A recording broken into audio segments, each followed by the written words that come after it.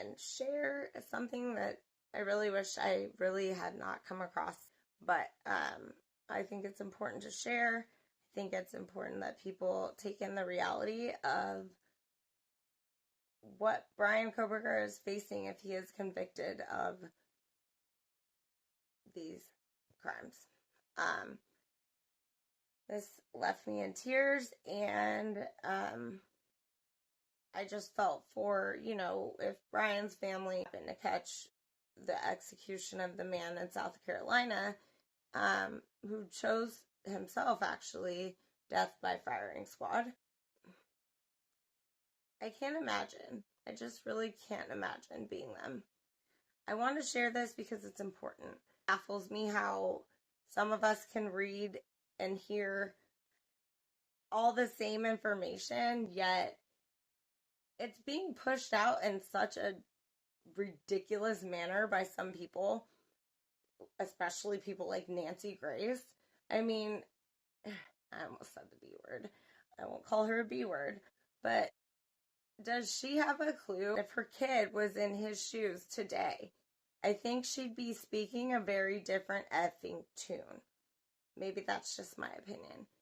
But also, I just don't know how anyone is so rude to people, because you have guests on your show and the whole world thinks you're kind of an a-hole when you're talking to them, and yet you're still making money off of this stuff. Just like News Nation.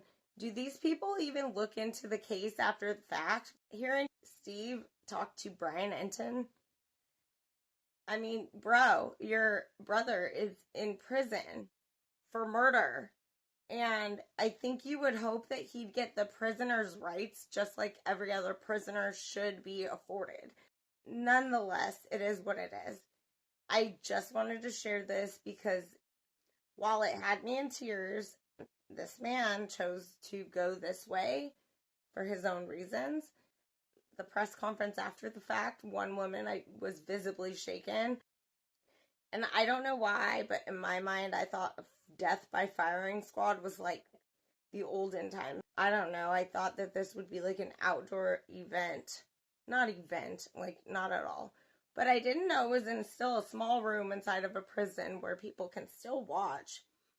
That's all I'm going to say. I hope that you guys share this, and to me, it matters. It matters that if an innocent man is going to be convicted for all the wrong things, it's a slap in the face to us, we the people. Is this going to set precedents in America to where every state thinks that they can just continue to go further and further against the grain when it comes to we the people, our rights, the Constitution?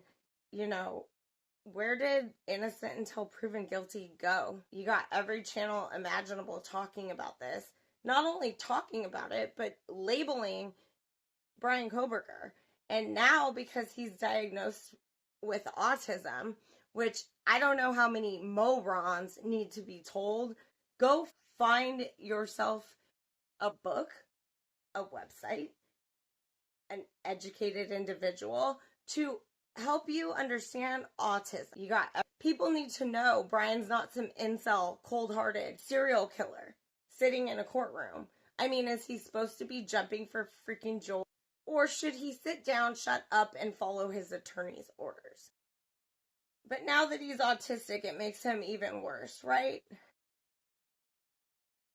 Get a clue, people. Pay attention to what's going on. Pay attention to people, even the small channels like mine, who clearly have more interest in the truth and justice, that we want Bryan Kohberger to have a fair trial. Because he could be you, it could be me, it could be a loved one of ours. This is not and should not be what is allowed to now set precedents in America. Good luck to all of you. I don't know how you sleep at night. And P.S. y'all, boobs on the ground told most of us to go drive off a cliff.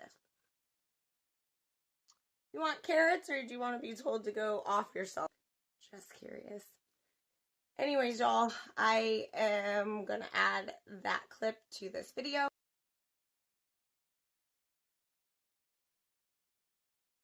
My name is Jeffrey Collins. I'm with the Associated Press. That's JEFFREYCOLL. Just kind of walk you through what I today.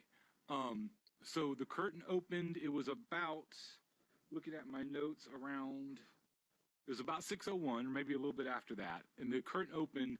Brad Sigmon was strapped into the chair. Unlike other death executions I've seen, he was in a black jumpsuit, had black Crocs-like shoes on. He was completely strapped in. It looked like there was a harness over him. There was a strap over his head. His ankles were shackled.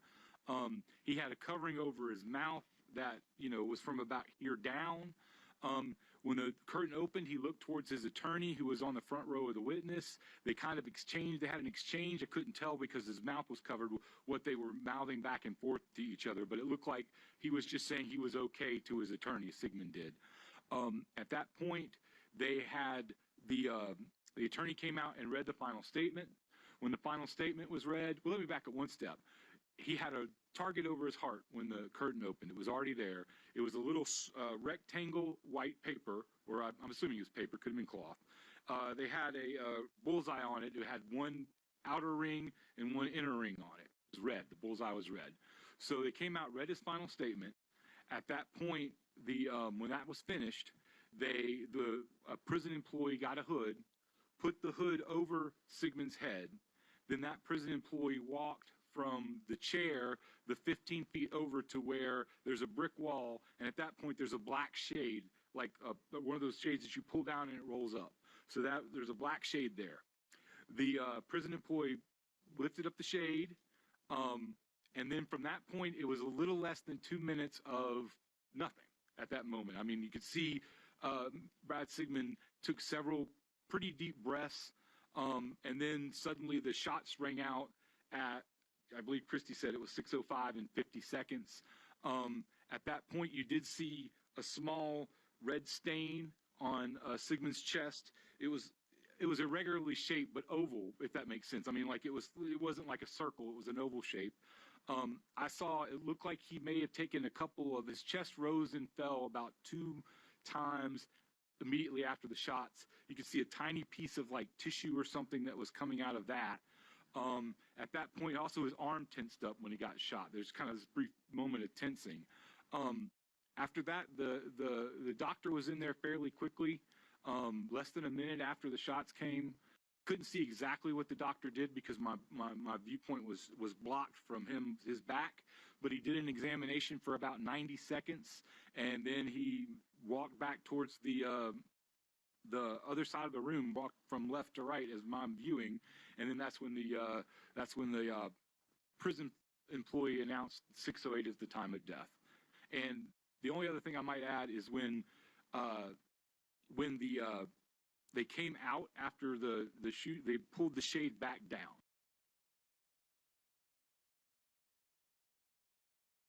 Voices do matter, but we need to use them, make them be heard to matter.